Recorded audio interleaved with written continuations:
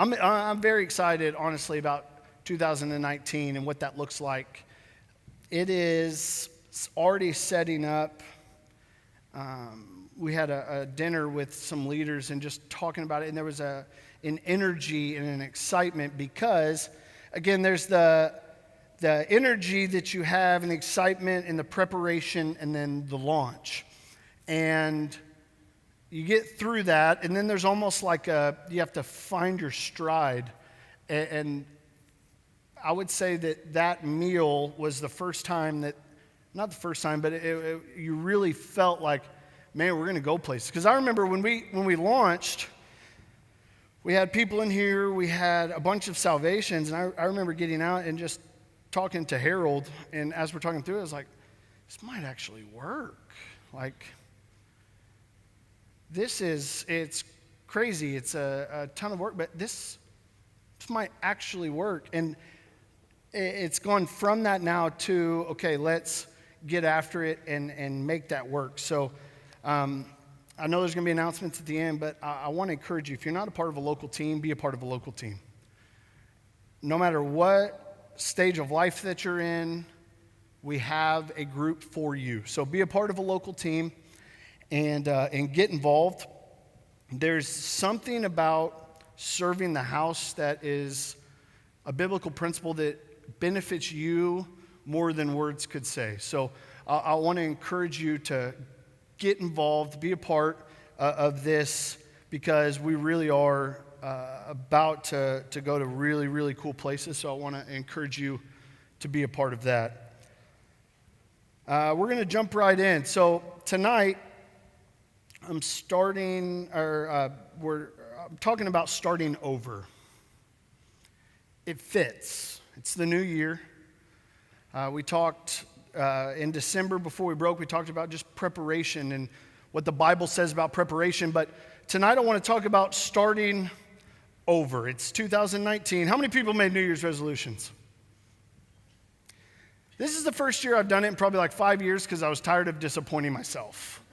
How many people have made resolutions and have not broken them yet? Come on. Well done. Nice. It's 8 days in. I failed on one, and I'll be honest. But other than that, we're rocking and rolling. But that's the natural time, and we say, okay, here's what we want to do, because we make resolutions to make ourselves better or to be healthier or to develop something to take us to a place that we want to be. And that place is not right here. But the problem is that you have something that you are doing, something in your past that is holding you back from taking that step to that next place. Well, I want to encourage you with something tonight. That if something has a beginning, then it has an end. If you can mark or remember when the beginning of whatever you're going through started, there is an end to it. But the problem is we try to throw away the idea of the past, but yet we still let it have a place in our mind. Instead of realizing that when there's a beginning, it runs its course, there's an end. And at some point, we are going to not only see that end, but then be able to push the stuff off that we're carrying around. You might have gotten past whatever you need to get past or dealt with whatever you needed to deal with, but yet there's still this scent about you that still has that whatever you were dealing with on you. And there's multiple times we're going to go through it in the Word that talks about the fresh start or the new beginning or starting over. At some point, you're going to get sick and tired of dealing with the same stuff. You're going to take a stand and say enough is enough and move forward. But again, the problem is that you're going to get to that point and you have to go through whatever you went through to get there. But then you're still going to deal with little parts of it still being on you, or you're going to see that one friend that you did all that stuff with, and he brings it up, or it comes up in conversation, or there's that whether it be most of the time, honestly, it's the self issue that we're dealing with and thinking everyone else knows about your issue. When we all have our own to deal with, we're not really concerned with everybody else's. But yet we still sit back and we're like, man, I can't get past this. But yet, when you step out of it, when you finally find some separation, that scent or that look is still on you because you haven't completely washed it clean for that fresh start or for that new beginning. 2 Corinthians 5:17. And all of these are going to be out of the New Living Translation. 2 Corinthians 5:17. This means that anyone who belongs to Christ has become a new person. The old life is gone and a new life has begun. I know that growing up, being my dad's son and looking very, very similar to him, I had to deal with most people knowing everything that I did. For instance, I was 14 years old. My parents were very strict on everything. I was going to say some rules, but everything. And I can remember my dad's got these sayings, and he says it in a voice that, when I was younger, like cut me to the core. Like it just made me more mad. But now I appreciate it as a dad. But I remember them saying, "Well, you cannot see PG-13 movies until you're 13. You can't see rated R movies till you're 17. Rules are rules. They're rules for a reason. They're there to protect you. I don't see that as a 14-year-old. You know what? I'm gonna go see a rated R movie." So I remember going to Star World 20. Star World 20, and this might age me, was the hot spot, okay? That's where you went to make out with girls, fight, just hang out. I remember we'd go, and you'd always go get some party burritos because you got a pregame, you know what I mean? And you could walk to the Taco Bueno. That was before we could drive. And we'd walk over to the Bueno, and we'd order the party burritos, and that was like a pregame. And then we'd just hang out. I look back now how stupid that was. But we just hang out at the movies, not ever really go see a movie, but that's where you went to hang out. Anyways, we would go, and I thought, you know what? I'm doing it tonight. Sneaking in. 13 ghosts. Double fold, terrible idea. I didn't sleep because of guilt and fear for a lot of nights. But I snuck in, and there was a group of us. I got home, and I walk in, and it was probably 10:30. Most of the time, my mom would be asleep, and my dad would be awake on the couch waiting for me asleep. But they were both sitting there, and you know that look when you know that you got caught, like your parents knew? Because of situations like this, I just assumed that my mom had a direct link to the Lord, and she knew everything that I did. But they sat down and said, "So, what'd you do?" And, I gave them the spiel. And never told them what I did. And they said, "Well, what movie did you see?" And I made up some movie, and my dad just goes, "At some point, you're going to be honest with us." I'm like, "Oh, great." So then, like the very rule-following, straight-line man that I was, I started to think, okay, how much do they know? Because you don't want to give too much information and then be like, "Oh, I didn't know you did that, but I knew you did this." So I was feeling it out, and Mom finally said, "Well, why'd you go see a rated R movie? You're not 17. It's against the rules." I'm like, "How'd you know that?" Somebody saw you walking in to that specific movie theater, realized it was a rated R movie, and called us. I'm like, "Awesome. Who was it?" My mom never told, which I think about now is a great quality, but I'm like, who has that kind of time and care that they're going to call about me going to see a movie and tell my parents? I say all that to say that I grew up in life where everybody knew it felt like everything I did wrong. So I remember the first time that I had the honor of speaking at Guts, and I got on stage, and that was honestly something that I had to deal with. Was looking out at people thinking, are they judging me right now because of what I did? Because of who I was when I was a kid or a teen? Like, yeah, when growing up, pastors' kids were one of two ways. They were either perfect or they were hellions. I was right smack dab in the middle. And, yeah, I know. maybe a little more to the hellion side than the other. But hey, we've all been washed cleaned. But I got a lot of churchy little sayings I can say here. But no, I remember dealing with that thinking, okay, I know that this is an appointment from the Lord for me to be here, for me to step into what I'm stepping into, that it's preparing me for whatever God has for me. Why am I dealing with what this person here is friends with my parents think about? But in all reality, I was dealing with it because I wasn't able to let go of the things and to say, okay, that was the best. I would say it, I would think it, I genuinely thought it, and until that moment, I realized that I really had not moved past what I needed to in, for whatever reason, making those decisions to step into a place where it's like, yes, that is who I was. Yes, that is the person who I was, but by the grace of God, here's who I am now. That this is spiritual delegated authority, that I'm standing on this stage. I'm not any better than you.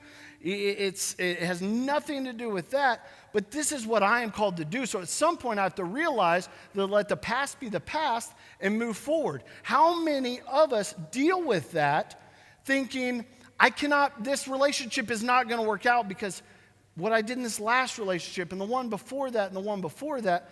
But in all reality, let the person that you're with be that person and don't hold things that were in your past relationships with them. Oh, this job is going to be awesome. I'm really good at it, but this boss, he doesn't like me because my last one didn't. How does that make sense? But in all reality, that's the logical thinking that we have. We think that everybody knows everything. But at some point, you're going to get past whatever you need to get past, wash yourself clean, put on new clothes, a new outfit, and step with that forgiveness that you're walking in. Everything that has a beginning must have an end. The only thing that doesn't have an end is God, because he has no beginning. He is the beginning and the end. The problem, it began, so then there's an ending. Luke 13, 11 through 13. Luke 13, 11 through 13. He saw a woman who had been crippled by an evil spirit.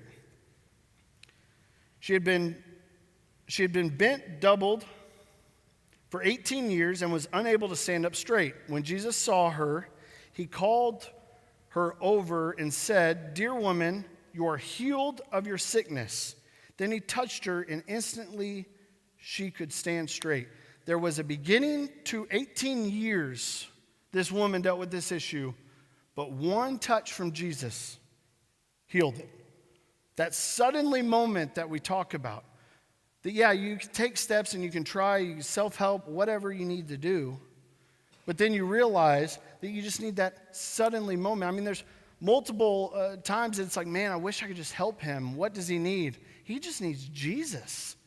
At some point, we are going to put pride aside, self-esteem aside, and be able to step up and say, Lord, I need you. Because in our weakness is made his perfect strength.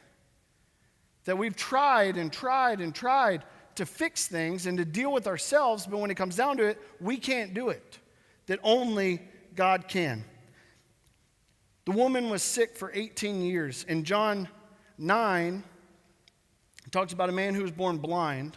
This was a problem from birth. But there was a beginning to it. He had an encounter with Jesus, and he was healed. The end had come. John 5, 2 through 11. Inside the city, near the sheep gate, was the pool of Bethesda, with 5 covered porches. Crowds of sick people, blind, lame, and paralyzed, lay on the porches. One of the men lying there had been sick for 38 years. When Jesus saw him and knew that he'd been ill for a long time, he asked, "Would you like to get well?" "I can't, sir," the sick man said, "for I have no one to put me in the pool when the water bubbles up. Someone else always gets there ahead of me." Just coming to that, it was actually a fun interaction that I had through a text message with Nikki last night. She thought I left out verse 4. Go ahead and throw verse 4 up. There is none. There's a whole theological debate of why verse 4 is not in a lot of different translations, but what it was talking about was that an angel would come down to the pool, touch it, it would bubble and swirl, and the first person who got in would be healed of their sickness instantly. The argument is, did John actually say that, or was it later added? But that was the miracle that would happen. Was every year that pool would, an angel would come down, that pool would start to bubble and swirl, someone would get in, and they would be instantly healed. So that's what he's saying here when he said, would you like to get well? I can't, sir, for I have no one to put me in the pool when the water bubbles up. Someone always gets there ahead of me. So Jesus responds in verse 8. Jesus told him, stand up, pick up your mat, and walk. Verse 9, instantly the man was healed. He rolled up his sleeping mat and began walking. But this miracle happened on the Sabbath, so the Jewish leaders objected. They said to the man who was cursed, you can't work on the Sabbath. The law doesn't allow you to carry that sleeping mat. I added, I could have stopped at 9, but I love how this man responds to them coming to him and saying, hey, you cannot work on the Sabbath. It is against the law for you to work on the Sabbath. You cannot carry the mat that you have been laying on for 38 years, that you can't carry that mat because it's the Sabbath. But he replied in verse 11, the man who healed me told me, pick up your mat and walk. 38 years he had been crippled from birth, sitting by this pool in the same spot. Think about that, 38 years. People walking by, people looking down on him, people judging him, people visibly seeing his issue. And then instantly he was healed. Jesus told him, pick up your mat and walk. So he did, knowing it was against the law. So they came at him and said, no, you're cursed. You can't pick that up. Why are you picking that up on the Sabbath? You're going to have naysayers. You're going to have people who you think have your back, or people that you think are close to you, but yet don't want you to move past whatever you need to move past, or move on to that next stage in life because they haven't moved on and they don't know how to move past it. You're going to get people that are going to hate on you and try to remind you of the issues that you dealt with and the things that you dealt with. And they're going to try to remind you of that, but I love this man's response. The man who healed me, Jesus, said, pick this up and walk. And that's why he's picking it up and walk with it. He had a new attitude about himself. He went from a crippled and a beggar to a man with confidence. It had to be the first time in 38 years that he had confidence. That alone is a miracle. But that he was able to get up and walk, and he did not care what people said. People tried to remind him, but he said, no. The man who healed me said, pick up your mat and walk. On this one day, something new happened. The old had passed. He was sitting for 38 years and for 38 times waiting for that pool to bubble up, to get into the pool when it was bubbling, be the first one in and be healed. But he'd never had anybody there to help him into the pool. So someone else beat him to it. But then suddenly, the old had passed. There was a beginning to it, so there's an end. He expected an angel to come and assist him, but then God showed up. And when God shows up, anything can happen. When God shows up, everything you put your hand to will prosper. When God shows up, your weakness is made in his perfect strength. When God shows up, you walk with an authority to speak to the mountain, be removed, and be cast into the sea, and it will. When God shows up, you walk with a different confidence, just like this man did. In 2 Kings 4, this is the story of the widow who has her 2 sons, and her husband was in debt and passed away, and they were going to take her 2 sons. She was living in poverty every day of her life.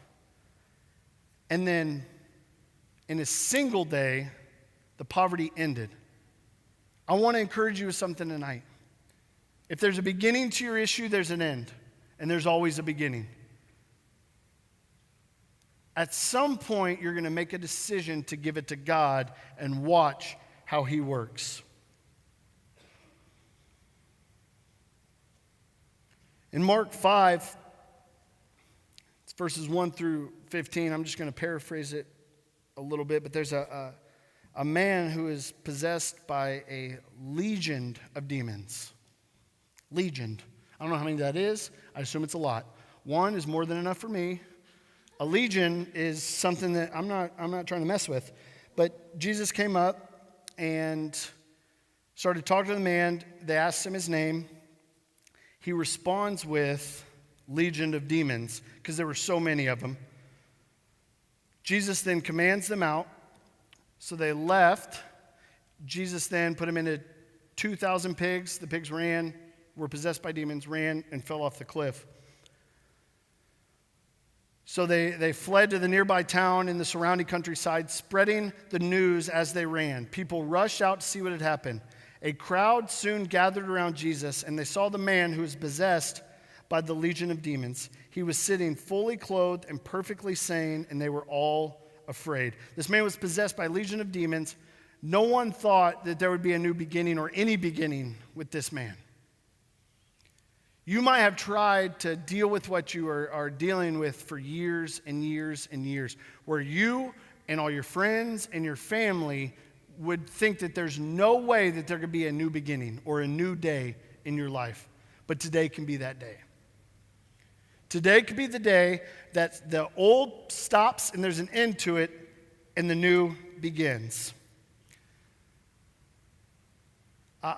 I think about new, and it's just like change. I think we love the idea of talking about change, or we love the idea of change. Not many people ever really like change. I mean, you think about it, we get in a routine. I used to make fun of my granddad, and then I made fun of my dad, and now I am him. I have a routine. I know what, most of the time, I would say, you pick out an hour of the week, and my wife could tell you what I will be doing. We all like the idea of change, just like we like the idea of this new beginning. But when it comes to it, there's a discomfort with that new beginning. Yeah, you're going to have to deal with people talking. Yeah, you're going to have to deal with the enemy bringing in thoughts of, oh, you know who you are. You can put on that face in front of everybody else, but you know what you did. You know who you are. You know what he did to you. You know what happened in that moment. You know what you did. But I have good news for you. With God, there's a new beginning, and that end is gone. He's not bringing it back up. There's a new beginning, a new pace that you get to walk in with that new beginning. Genesis 17, 4 through 8.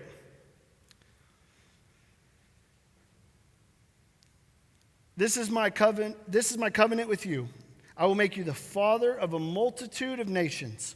What's more, I am changing your name. It will no longer be Abram. Instead, you will be called Abraham, for you will be the father of many nations. I will make you extremely fruitful.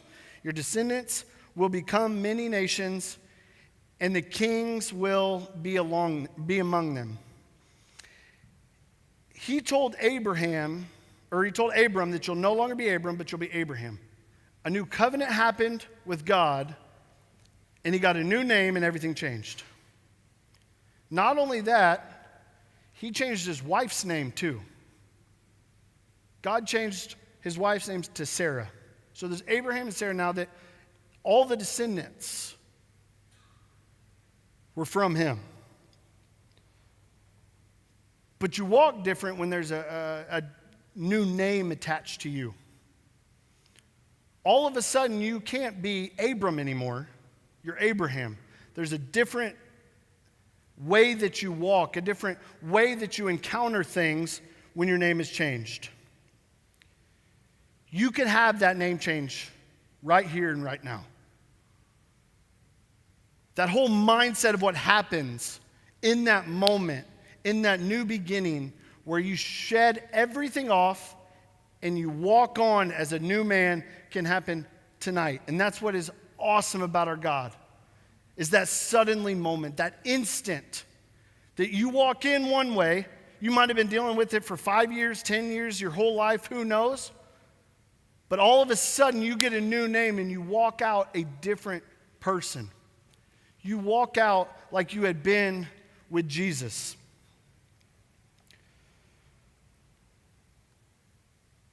In Exodus, Moses said that he told the people as they were leaving Egypt, he said, these enemies that you see tonight will be here no more. They went to sleep and woke up, and the Egyptians were gone. That I love the picture that paints. That they go to sleep fearful for their lives because they just fled Egypt as slaves. And I mean, the miracles that happened. For them to get out of the city, period, is a miracle. But then the Red Sea to part in front of them and them to walk on dry ground. They went to sleep and there was an enemy encamped and they were fearful. They woke up and they were gone. That is the perfect imagery of the thing that you're dealing with or that thing you're trying to get past. That it's there and then it's not. That there's a new beginning. Ephesians 4:17 and 22. With the Lord's authority, I say this: live no longer as the Gentiles do, for they are hopelessly confused. Their minds are full of darkness. They wander far from the life God gives because they have closed their minds and hardened their hearts against Him. They have no sense of shame. They live for lustful pleasure and eagerly practice every kind of impurity. But that isn't what you learned about Christ. Since you have heard about Jesus and have learned the truth that comes from Him, throw off your sinful nature and your former way of life, which is corrupted by lust and deception. Instead, let the Spirit renew your thoughts and attitudes. Put on your new nature, created to be like God, truly righteous and truly holy. Before you can put on that new man, you have to get rid of the old. Blind Bartimaeus. The whole story about blind Bartimaeus goes, and he cries out, Son of David, have mercy on me. As he's walking by, they tell him to be quiet. He yells louder and louder, gets Jesus' attention. Jesus comes in and says, what can I do for you? He's blind. He obviously, I love that he makes Bartimaeus say, I want to be able to see. So he calls for it. Jesus then heals him. And when you had an issue like that, you had on a cloak, a beggar's cloak is what they called it. It's where people were able to identify you as a beggar, as someone who was paralyzed or someone who had an ailment that was lifelong. The blind Bartimaeus had this beggar's cloak and then had a suddenly moment with Jesus. And literally the next verse says that Bartimaeus stood up, wiped the mud from his eyes, took off his cloak, and walked. You have to get rid of the old man before that new can happen. I don't know why you're holding on to it. There's a multitude of reasons of why. None of them are good. Whatever reason you're holding on to the issue that you're dealing with is not better than the new man or woman that you can become.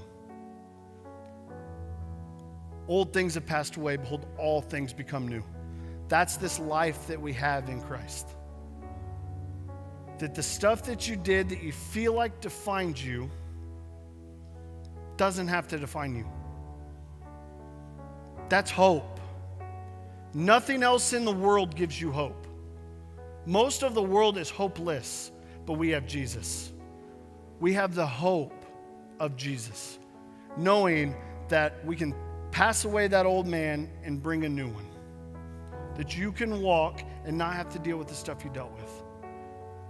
You can walk in that authority that God's called you to walk in because of Jesus. Get ready to throw off that garment that you're walking in, whether it be shame or that garment of cheating or lying or stealing or whatever is the thing that you are carrying around that you feel like you have to identify with. Get rid of it. Throw it away.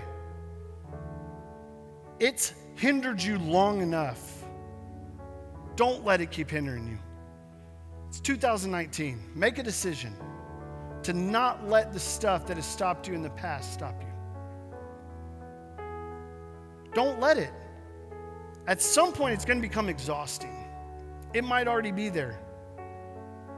What if you were able to run your race without the weight that you've been carrying this whole time? That's the opportunity that we have. If you are in Christ, you qualify for new things. You qualify for healing because by His stripes you were healed. You qualify for deliverance, promotion. You qualify for promotion because if the Lord is lifted up, then He'll draw men to Him. You qualify for all of these things in Christ. You don't get what you deserve, but that's grace. And God's grace is sufficient. You can't mess that up. We all have those friends, and you might be it. You can literally mess anything up. You can't mess up God's grace. It literally is always going to be there. Why? Because you don't deserve it. But that's also why He died on the cross for us.